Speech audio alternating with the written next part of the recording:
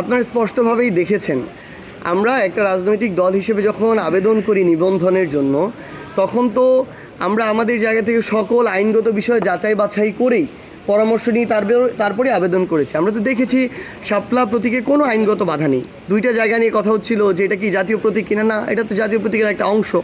জাতীয় প্রতীকের অন্যান্য অংশগুলো আপনারা দেখবেন, ধানের শীষ, তারা, এগুলো হচ্ছে অন্য রাজনৈতিক দলের আছে। আবার অনেকে বলছিল এটা জাতীয় ফুল, জাতীয় ফল, কাঁঠাল, রাজনৈতিক দলের মার্কা আছে। সো আমরা সকল বাধা বা যেগুলো নিয়ে কথা হতে পারে আমরা যাচাই করে দিয়েছি প্রথমত।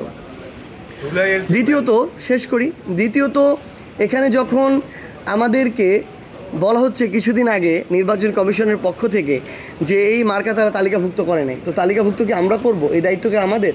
আমরা আবেদন করার পর তো তারা তালিকা নতুন করে ঠিক করেছে, তখন এটা তো তাদের দায়িত্ব ছিল এটা ঠিক করা। তো আমাদের মনে হয়েছে কিছুদিন আগে তাদের কথা যেভাবে তারা যেই টোনে বলল যে তারা শাপলা এনসিপিকে দিতে পারবে না, কিন্তু কারণ তারা বলবে না।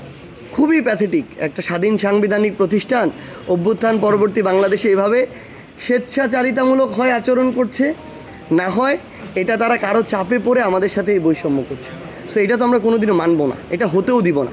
সো যেহেতু কোনো আইনগত বাধা নেই, এনসিপি আগামী নির্বাচনে অংশগ্রহণ করলে শাপলা প্রতীক নিয়ে অংশগ্রহণ করবে। আমরা যতদূর জানি যে এখন একটা তাদের মধ্যে পজিটিভ আলোচনা হচ্ছে। আমরা আশা করি যে তারা স্বাধীন সাংবিধানিক প্রতিষ্ঠান হিসেবে তাদের আস্থাটা ধরে রাখার কাজ করবে, ওই অনুযায়ী তারা পদক্ষেপ নেবে এবং আমাদেরকে তারা, যেহেতু কোনো আইনগত বাধা নেই, আমাদেরকে তারা শাপলা প্রতীক আমাদেরকে দিবে এবং আমরা বিশ্বাস করি এই আস্থাটুকু ধরে রেখেই তারা নির্বাচনের দিকে আগাবে। যদি এটা এখন তারা না করতে পারে, নির্বাচনে তাদের উপরে আমরা এনসিপি কোনো আস্থা পাবো না।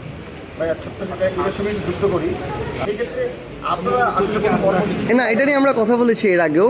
এটা ট্রু যে তারা আগে আবেদন করেছিল, এরপরে তাদেরকে না করে দিয়ে অন্য মার্কা দেওয়া হয়েছে। এরপরে আবার আমরা সেকেন্ড টাইম আমরা আবার আবেদন করেছিলাম। ওই সময় কিন্তু আমরা দ্বিতীয়বার আবেদন করেছি। প্রথম ধাপে তারা আবেদন করেছে, আমরাও করেছি, তাদেরকে দেয় নাই।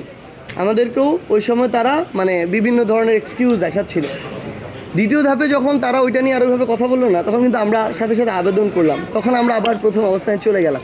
তারপরেও উনি আমাদের বাংলাদেশের রাজনীতিতে অত্যন্ত সজ্জন একজন ব্যক্তি, ফ্যাসিস্ট বিরোধী লড়াইয়ের একজন যোদ্ধা। আমরা একদম পূর্ণ শ্রদ্ধা সম্মান রেখে তার সাথে এই বিষয়ে আলোচনা করেছি। তিনি এটি কিন্তু মিডিয়াতেও, সোশ্যাল মিডিয়াতেও জানিয়েছেন তিনি আইনগতভাবে এটাতে যাবেন না যদি এনসিপিতে দেওয়া হয় আর কি। তো আমরা আশা করছি যে এখন যেহেতু এনসিপি এটা নিয়ে তাদের লড়াই চালিয়ে যাচ্ছে, বাংলাদেশে আপনি প্রত্যেকটা গ্রামে যাবেন, এনসিপি নাম তার মাথায় থাকুক না থাকুক, শাপলা তার মাথায় আছে। এনসিপির সাথে শাপলা এভাবে অঙ্গাঙ্গিভাবে জড়িত। সো মানুষের এই আকাঙ্ক্ষাটার সাথে আমরা আশা করছি যে এই নির্বাচন কমিশন তাদের জায়গা থেকে স্বেচ্ছাচারিতা করবে না, আমরা প্রত্যাশা করছি এবং আশা করি অবশ্যই আমরা শাপলা পাবো, শাপলা নিয়ে নির্বাচন করব।